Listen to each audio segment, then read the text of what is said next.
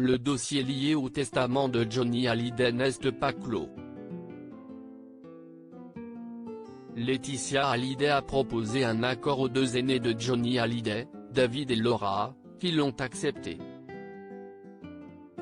Une partie de l'argent est cependant toujours bloquée car le fils du rocker, qui a renoncé à percevoir la somme de 1,12 million d'euros qui aurait dû lui revenir, ne cesse pas encore d'exister, ce qui retarde encore la procédure.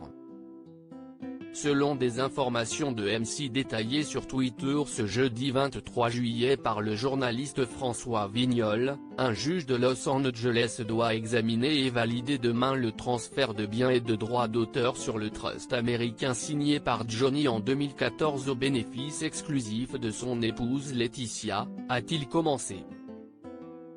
Le juge californien pourrait repousser cette procédure. Laura a accepté l'accord proposé par Laetitia en renonçant à toute action judiciaire. Mais David Hallyday ne cesse toujours pas d'exister, ce qui bloque la procédure des transferts d'avoirs sur le trust, a continué François Vignol, qui précise que l'entourage de l'auteur-compositeur-interprète ne se désisterait pas avant septembre prochain. Le juge californien pourra initier sa procédure de transfert dès qu'il obtiendra une attestation en ce sens de l'avocat de David, a conclu le journaliste. Laura Smith n'aurait pas encore reçu tout l'héritage. L'action du fils du taulier a toute son importance pour sa demi-sœur.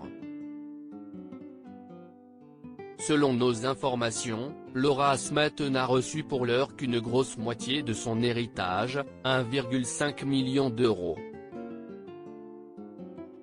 Le reste de la somme, 1,12 million, ne sera versé qu'après le désistement de David Hallyday de recevoir sa part d'héritage, expliquait encore François Vignol le 16 juillet, toujours sur Twitter. Dans son interview à Paris Match mi-juillet, Laetitia Hallyday révélait quelques indiscrétions sur l'accord passé avec ses beaux-enfants.